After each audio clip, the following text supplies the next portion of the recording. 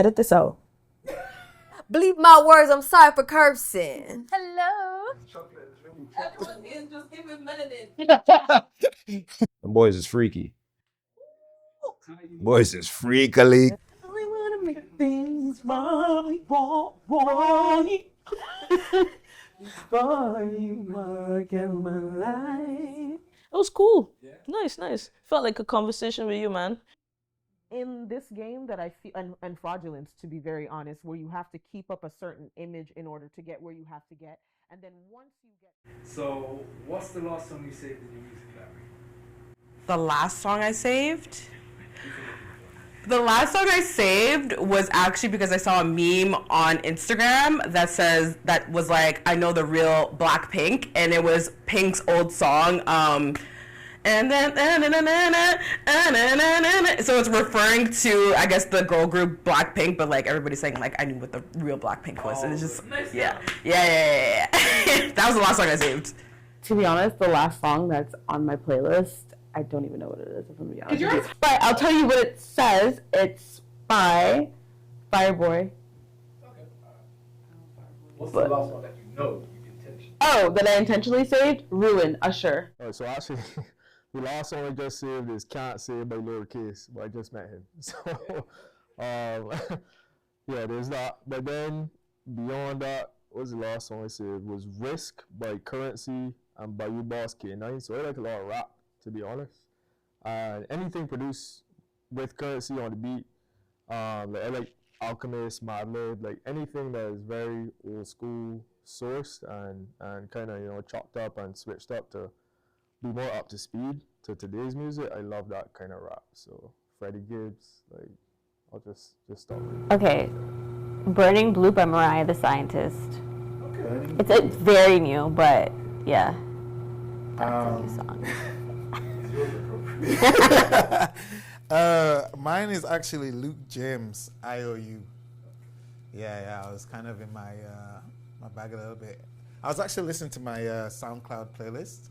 It's like 5 years old, and that song came on. It brought me back, so then I ended up adding that to my playlist recently. Keeping it in that role, what's the last song you sent to someone? Sent? It's like sending or like giving somebody like a mixtape. No, you guys don't send songs to each other? No. I actually don't remember the last time I sent a track to somebody. And has anyone ever sent you a track? Oh my god, yeah, actually. Yeah. Did I receive? Yeah, hold on. Let me see what the song is first before I expose, but the song was Attention by Layla Day. Don't know who that is. But the song was good. It's a good song. It's the first time I ever heard it. Actually, I don't know. receive music. Yeah. I don't think that anyone sends me music to be like, hey, you should listen to this. Actually, it might be a soca song, actually. Yeah, I have a feeling it was a soca song. It might be my friend Brenda, actually, Untitled. There was talking about, it was a Marshall song for sure, and I was telling them that I hadn't heard it before. So I think Brenda actually sent me the song, but I can't remember what the song is now. I don't even know if I remember listening to it, which is crazy. Because usually I just add it straight to my playlist, but I don't think I actually did that. So I'm sorry, I will do that after this at some point. Do you have one? No one sent me songs. That's so sad to think about. I think the song I just said, Burning Blue, I posted it like on my Instagram story. My friend was like, oh my god, I love that song. So I guess that's kind of like that, the same, like we were talking about music. But no one's ever, like, yeah, no. I think I send songs to people. Like if I'm like, oh, have you heard of this person? Or like, do you want to go to this concert? I'm like sending music. So what was the last one that do you remember the last one you sent? So it's this group called Infinity Song. They're from the States. They're very like, it's a niche type of sound. I can't really explain what they're like neo soul, but then kind of like pop, but they're a band of siblings. Jay-Z signed them? I think so, yes. Oh yeah, yes. I've seen them. I saw them in the summer when they came here. Now they're kind of getting popular, so I think I sent it to one of my friends to be like, have you heard of them? And they're coming back in, I think, the fall, and I want to go to the concert. So I'm like, listen, so prepare yourself so we can go, so, you know, you can sing along. Yeah, so that was the last. What's a song you used to love singing as a kid that you had no business singing or no?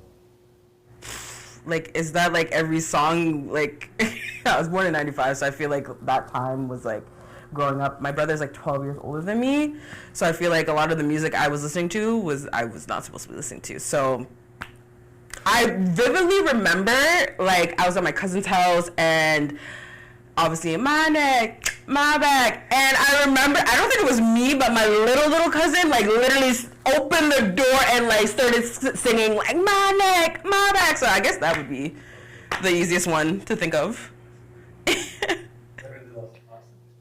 I have every single song on earth. Basically. Literally, but actually.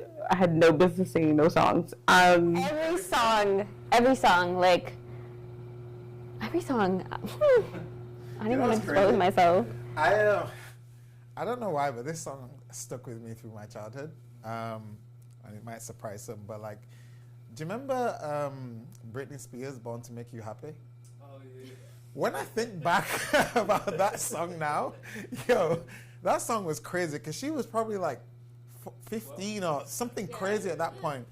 But just singing those lyrics and being like, that was my shower song. Something that popped in my head is like Spice Girls with "To Become One." I'm like, now I'm like listening to lyrics. So I'm like, hold on. And the symbolization of it too, like watching them do the yeah. And my parents were like, I'm like, well, my parents listening to the lyrics because that's crazy. But pretty much every song. I don't think there's a song that like was age appropriate. Back in the day. But it wasn't as like in your face as it is now. It was like it's innuendos. It's kind of like you really have to be listening to be like, okay, this is what I'm singing. But I mean, we sing those songs hard as well. Yeah. That's what's crazy about it. Yeah. Like Vibes Romping Shop. That's crazy. Like I think his name Marijuana by Sizzler. But you know, it's go smoke the marijuana, I get high. But that just used to play in the house. You know, I would just hear that's on rotation. You know, and then there was Ganja Farmer by Marlon Asher. That's you know, when my mother hear them sort of things, you know, is trouble. I grew up in Barbados, so it was mostly like on a Sunday it'd be gospel music, or it's clean the house music, which is reggae. You know, sweet vibes. Yeah. What song takes you back to your childhood? A song off the top of my head. Richie Spice, Brown Skin. Brown skin. Yeah, I like that song a lot. That was Sunday. I could see myself sitting down at the table eating food and hearing that come across the radio. like Saturday morning, mom's cleaning or you're cleaning the house. Anything that's like West Indian music, for sure. That's how you wake up. Yeah, definitely. Down by the River. Yeah, that was one of my jams. That was at every, no matter where you was in any household, like you was at your aunties or your cousins or your friend, like that song was playing. And then just seeing like all the old people doing their little slow dance. Yeah, the little slow wine. Yeah, I think those ones there were like pivotal to the happiest memories, I think, back in the day. Me, it's fly like a bird. Because there's two different, like, it's either like it takes me back when I was younger or it takes me back with like my parents. There's two different, that's kind of two different vibes for me. So, okay, so I don't know, it could literally be anything. Like when I was a kid, like I said, my brother was 12 years older than me, so when my mom would leave, he'd have to like watch us, and the kitchen was kind of connected to this living room situation, and he'd be washing the dishes, but like 106 in Park would be in the background and stuff, and literally the first icon that I could remember loving and falling in love was Missy Elliott. So any old school Missy Elliott song, I would probably say that takes me back, like anytime I hear anything with her. And then my dad, honestly, like I would have to check the name of it, but there's a song that my dad used to listen to when I was driving that reminds me of, no, it's something Train, and it's like an old school like soul person, Midnight Train or something. Yes. Do you know that song? Yeah, that song my dad used to play a lot when I was a kid. So I would say that's something. If I hear that song, it reminds me of my dad a lot. In your own words, what does music mean to you, or what's your relationship with music? Music to me is rhythm. Life is rhythm. You know, whether you going through your day to day or you're looking to do something different, looking to do something new, you're embarking on something maybe that's bigger than you. I think that a lot of the time having some kind of music on, and especially when people that love music love new music, and they love new music that is catchy, that they could kind of play and burn out. That's the type of person I am, at least. So for me, music is rhythm. When there's new music, I get a new rhythm, I get a new spark. And very often, like, I'm young, like I'm 27 years young, thanks be to the Most High. And whenever there's new music for me and I doing something new or doing something big that I want to, step up to the next level, I feel like music will really set the tone for me. Like my last, 10 downloaded songs or albums really would set the tone, So yeah, I would say music is rhythm and life at the same time. My relationship with music is emotion. When I'm trying to bring out a specific feeling out of myself, whether it's like I'm trying to distract myself and feel joy, I'm going through heartbreak and just trying to make myself get through the heartbreak or whatever it may be, I see music as emotion. Draw whatever you can out of me, depending on what's playing. Or if I'm just having time and just want to enjoy or get ready or whatever the case may be, yeah, emotion. Mm-hmm. I'm gonna kind of piggyback off of that. It's emotion, but I'm somebody, again, I'm into people who could really sing. Like R&B and soul is my thing. I listen to new artists, but my playlist is 99% like 90s, early 2000s. So for me, emotion is listening to those songs and traveling back into time as to because being an adult is adulting. It's so ghetto being an adult. But when I listen to old school tracks or throwbacks, it just reminds me of a time when I was in high school or elementary or growing up with my cousins. So I find it as a way to kind of travel back into time when it was a good time. You know what I mean? It's like childhood for me. I think music's like childhood.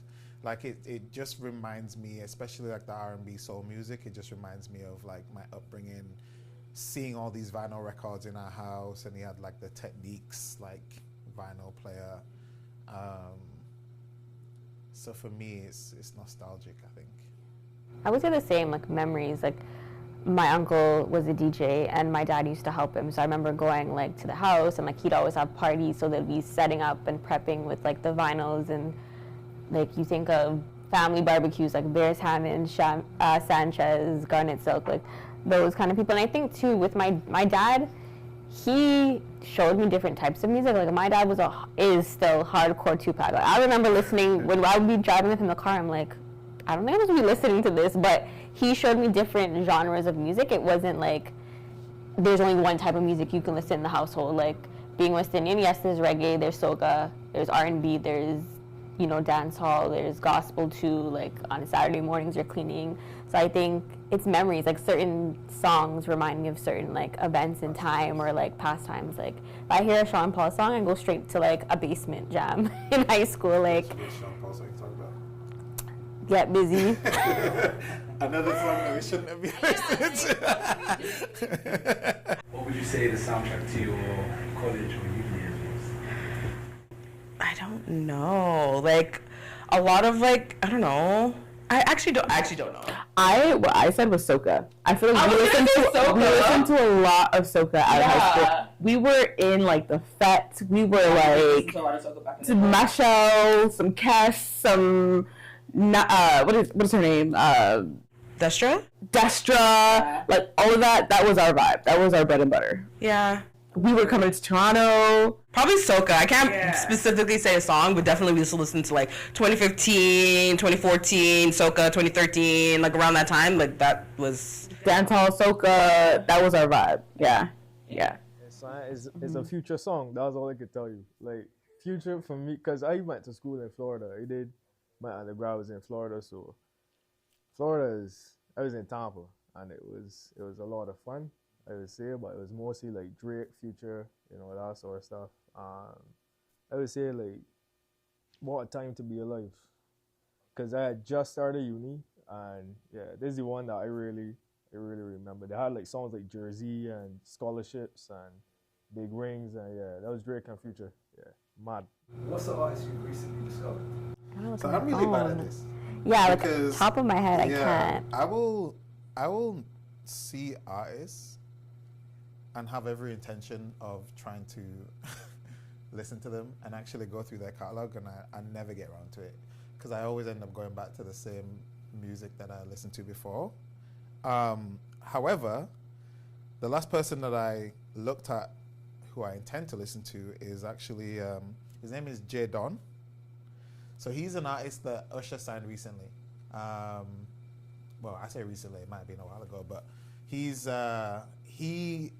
kind of brings back that, I think, the old school R&B that I actually like. You know, the ones where they're all dancing in the street, doing pop locking, in the rain, and with wife beaters on and their hair braided, he seems like that type of artist. So I really need to sit down and go through his catalog and listen to what he's got going on, because I think that resonates with me more, the old school R&B stuff, as opposed to like the new music that's out there. Yeah, because like R&B wise, who's new? Like I'm trying to think.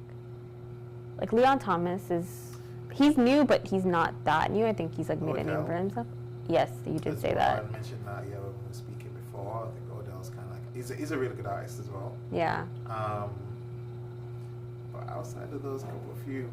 Yeah. I don't have any. I don't know. I keep listening to the same people too. I haven't heard anyone new, I would say, like that's like up and coming. I think everyone's kind of solidified themselves kind of in the music scene. Yeah. I think it would be Ruby, she sings a song called Chameleon that I really like. She's an artist that I recently discovered. And then there's Strands. Like I would say recently, within the last year or so, Strands is the UK artist. His music to me is fantastic. It just has this very infectious sort of beat. And I think everybody should get put onto that. There's one song in particular named J'adore that I think is great, and then How You Feeling. So Strands for me is a more recent artist that I like.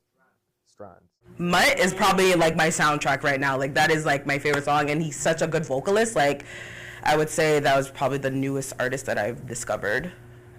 Melvito. The R&B singer? No, he's like Afro beats, R&B vibe. Yeah. Alright, what's the last concert or live gig you went to? Usher. The king. Literally just came from Vibes last weekend to sing Spice 2. Shout out to her. Yeah. How was Usher? It was so good. Like I'm somebody that like I'm more into R&B and soul. Like being a vocalist is very important to me when I'm like downloading music. So for Usher, it was like I have to go see him just because like growing up, he was somebody that was just an icon. And like when he was singing Confessions, like I almost shed a tear just because it's like these are the songs that you were singing at the top of your lungs when you're like super young, not knowing what he was really talking about. But like it was just an iconic moment that I was like, I can't miss out on that. But yeah. Period.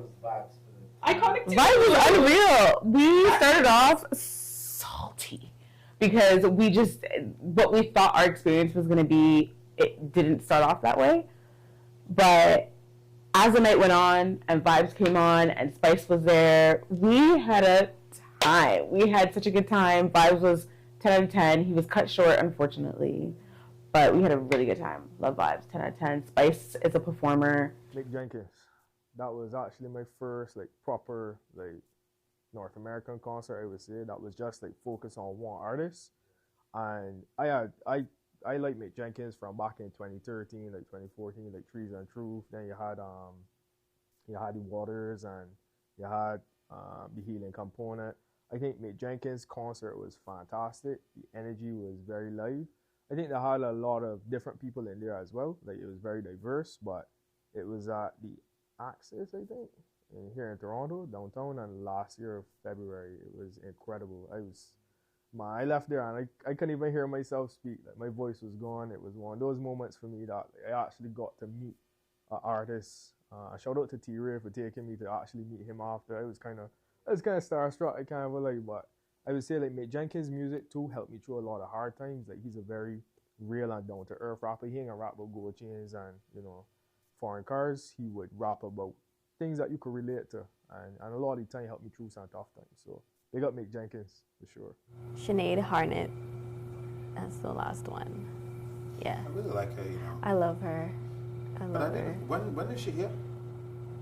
It was like summer. I want to say June. Can I check my phone? Yeah. Let me go back into my albums. It was like mid-summer, I think. Is she the one who sang Champagne Kisses? She sang, do you know the song Body? No. Anyway, I think my last one was, while you're checking that, I think my last one was actually Kendrick, actually. Yeah, I've not really been to a lot of concerts here, but I think the last one I went to was the Kendrick Lamar one. It was actually really good. It was actually, I think he's a serious artist in terms of like his production and just how he set that up. Definitely had a good time there though with that one. Yeah, that was before the beef. Yeah. The unspoken beef. Seems like it's been ever present, but it was before before it got like that big. Online, yeah. But it was really good. Really good. He seems like a good performer. Yeah. I think he puts a lot of effort into what he's doing. Yeah. And how that's going to be It's like symbolic. Yeah. Like he doesn't just do things to do things. Yeah. Like there's a reason. Yeah. Even his performance for the Super Bowl. Like I know a lot of people just like, oh, we just want to see all your hits or whatever, but I think that his message is I think to him is more important. Mm-hmm. So like, I really like him as an artist. Yeah. Okay, so I lied. First, Sinead Harnett was in September. Second, that wasn't my last concert. The last concert I went to see was Maverick City Music, which is gospel. I forgot about that one. So I went with my friend. That was good. Yeah? Yeah.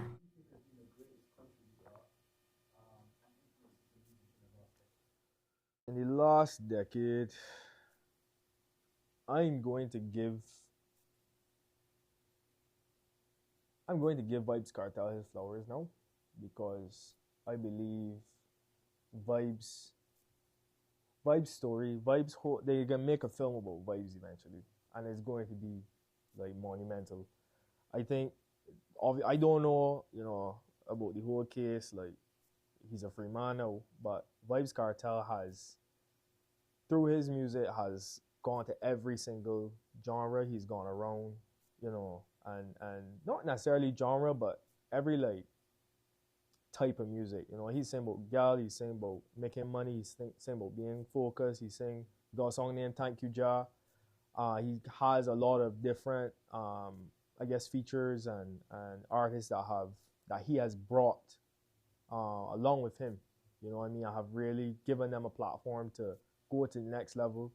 So I think, when I think generational artists, and then somebody that was also in jail or in prison, but still, giving his life to music, still making music, and he had started making more conscious-minded music in terms of, trying to motivate the youth, and obviously have a good, look toward the judges and that kind of stuff. But I still find it very admirable that, from behind the prison walls, you could find it in yourself to be positive and, put that positive music out. So big up to Vybz Kartel. He actually just had a show in Barbados. I don't know that it went as expected. I think the Bajans wanted more. I heard it was 20 minutes long. But, I know he's touring a lot right now, so big up to him. Vybz Kartel definitely. Decade? So 10 years? One person or multiple? Oof. Within the last, we're 2025, so up until 2015? Drake? I was gonna say Drizzy. Yeah. Because he touches every genre and he touches everybody, right? Like it's not just tunnel vision on one item. It's like you'll hear a little bit of like the R&B, the hip hop, the EDM, the Afrobeats, the dance hall, the new school, the old school. There's something for everybody. Like my brother and I, he's 7 years younger than me, and we actually bond on Drake because I feel like we both could find something in his music that like relates to the two of us, given our age difference. So yeah, I would say Drake. Off the top of my head. Chris Brown's pretty good too if we're gonna add a second person, but Drake. Okay, what artist makes you think good music still exists? I'm gonna say, Beehive, Beyonce. Beyonce? So yeah, I think she can do. She shows you like she's just not one type of genre. Like she explores and does different sounds, and she sounds good with any kind of sound she does. Like she does this country album. Who would have thought that she would be good? I think she just explores. She doesn't stick to one lane, one zone. I would say Kendrick Lamar too. I think he's tries different sounds. SZA's pretty good. Drake. I think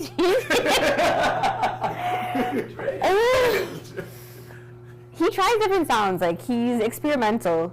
Does it work all the time? I guess you've got to try it to know if it was going to work or not, which, you know, I don't mind his efforts. But I don't want to get into it. This is going to go somewhere.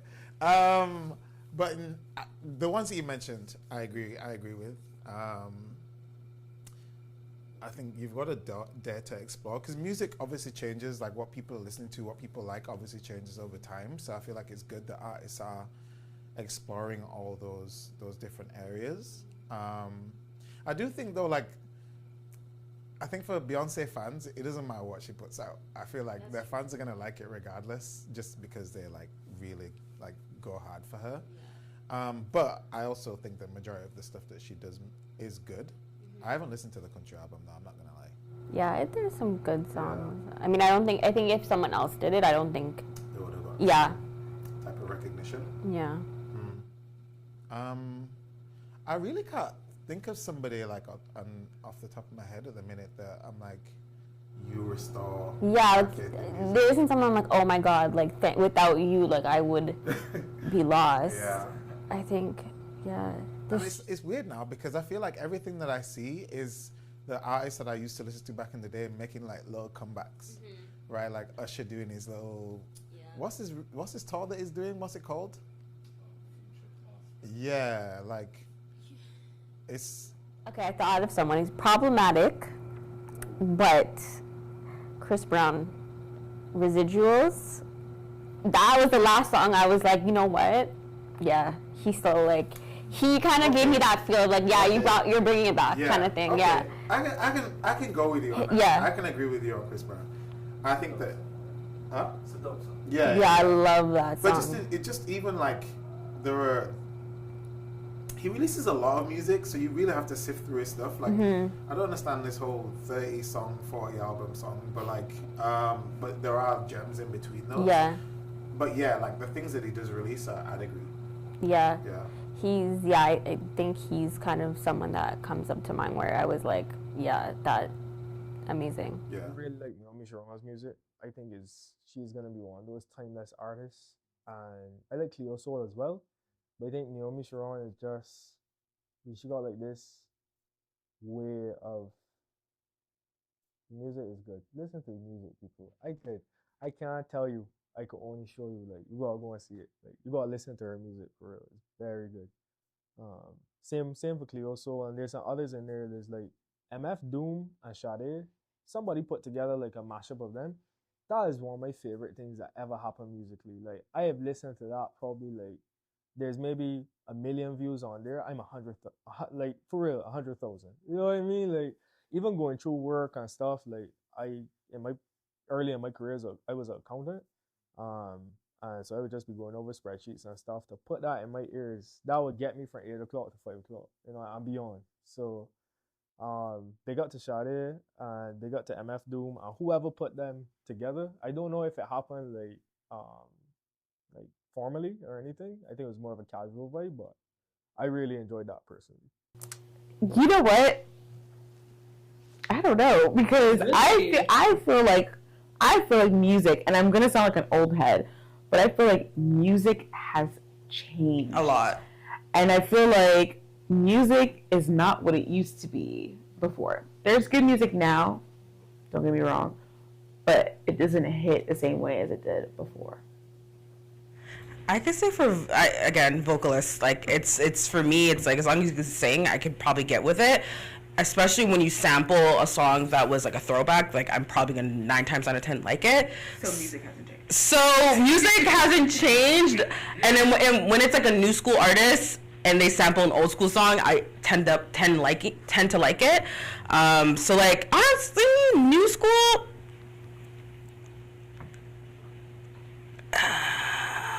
You said we're in a bad place. Honestly, this is my issue. I feel like music now is very for the moment.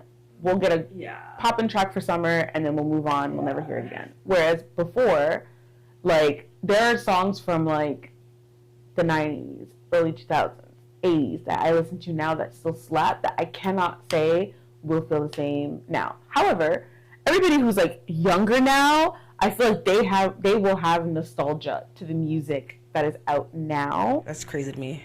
But I'm not feeling that right now. Okay, just off the back of that, do you have a controversial music thing? Can we listen to R. Kelly anymore? Do you know what's crazy? This morning I was really thinking about it, and I don't know why. It just kind of popped into my mind when I was trying to find like old school music, and like he. I think it depends on the generation. I think the newer generation, no way, because it's just like older generation were more able to separate music from the person. But with him, I don't know, because some of the songs when you listen to, you're like, what are you? Because what now are we've got a thing to like, attach it to, about? right? There's like a scenario that we've probably seen that we're like,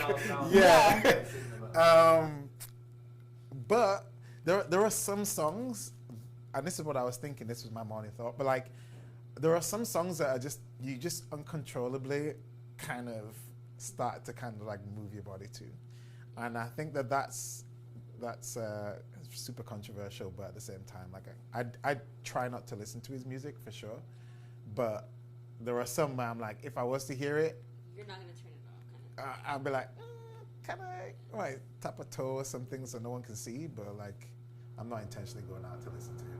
But I think the goalpost changes for who the artist is, because there's a lot of controversial artists. Like, for being honest, Vibes Cartel. Yeah. He's controversial. Yeah. He just came out of prison, like, and everyone loves him. Everyone kind of put aside like what happened, or like obviously Michael Jackson. There's those we don't like the rumors. You know what I mean? Like, there's certain people like Tory Lanez. There's Nicki Minaj. There's so many different artists. So I think it's like if you like an artist, you'll put aside that.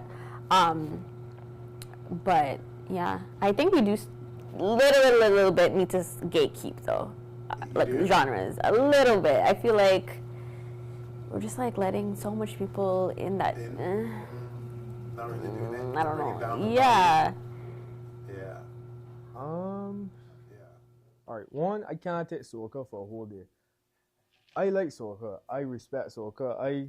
I actually, my soca is sweet music. You can't really be listening to soca and be in a bad mood. But that's my thing about soca. It don't have range. Like soca, you can't make a sad soca song. Like, you know, you can make a soca song about sad things, like maybe getting horn or something. But you can't make a soca song about like, you know, like that really relates to all the different parts of life. Soca is a lot of fun. And sometimes you just need something that you can relate to when it's raining and it's snowy, or you know, the mood a little somber. That was my first music tape. My second one is that they got some Caribbean people that need to open up to rap music more, right? I think that rap music is incredible how they just chop up the beats. I think if you're like into beats and stuff like that, rap music is really where it's at. I find it very interesting how samples are taken and turned into something more complex and more interesting. I'm not a music head, of course, but there are people that, you know, do some incredible things with samples. I talk about songs from the 60s and 70s that when you know, find out that this is where this beat originated from, is like, that's crazy. And I think that's what really got me into rap. And of course, like I mentioned, like Currency and them type of, you know, music, Madlib, Cooking Soul, Alchemist, those guys are crazy.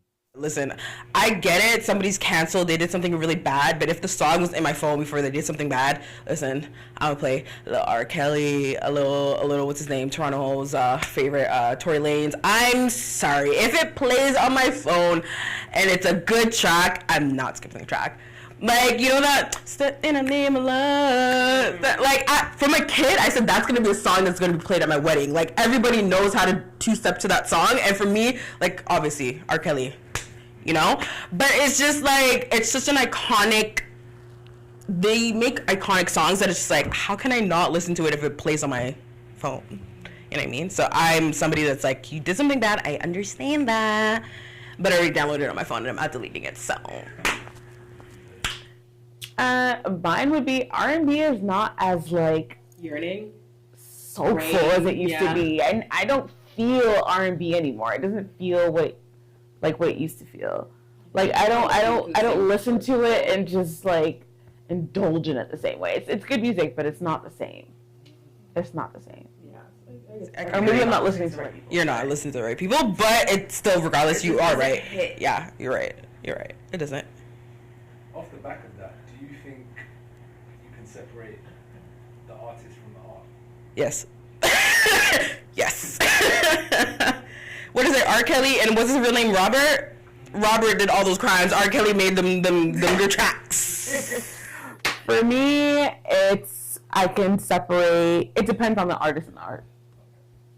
If there's relations, or if it's similar, or if it feels off, then no, I can't. But it depends on the artist and the art. There are some things now I feel like people are, like, cancel culture is a thing, and I feel like obviously there are some things that are more controversial than others, but there are some big no's for me, and I'm sorry, I'm disagree with you on that one. Your stuff, I'm not gonna lie.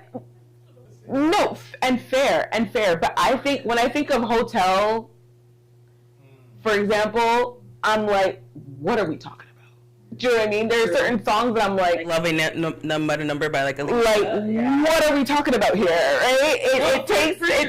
It takes some of the essence out of it for me, but I'm saying I don't go searching for them songs. If I'm listening on shuffle and it plays, I'm not skipping. Right. But I'll go searching for the songs. Right. So that's just my intake. Thank you. It's a wrap. Cut.